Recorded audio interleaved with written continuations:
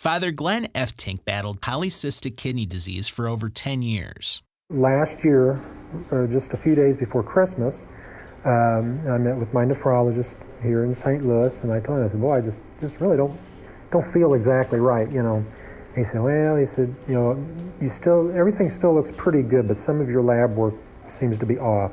I think we need to go ahead and have you tested to see if it's time for you to get a kidney transplant. Tests performed at St. Louis University Hospital confirmed the Charleston, Missouri native needed a new kidney, and the time was right to go on the transplant list. However, waiting for a cadaver donor can take 3 to 5 years. Well, I heard last summer that he was going to need a kidney transplant, and I pretty much knew right away I wanted to at least offer. Sherry Moser is Glenn's cousin from the Cape Girardeau area. She contacted Glenn's transplant coordinators at St. Louis University to see if she would be a match.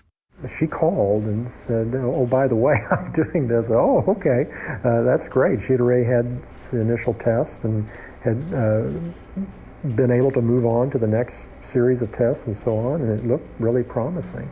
So promising that she was a match. Dr. Krista Lentine is St. Louis University Hospital's medical director of kidney transplant.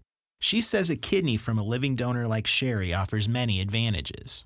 Living donors can help bridge this gap between the demand for donated organs and the available supply that is offered by deceased donors. The demand for donated kidneys increasingly outpaces supply. Over 117,000 are currently on the waiting list for organs, yet only around 28,000 transplants are performed in the U.S. annually. Live donors can offer faster transplant access, with 5-year survival for living donors at 91%, compared to 82% for recipients from deceased donors.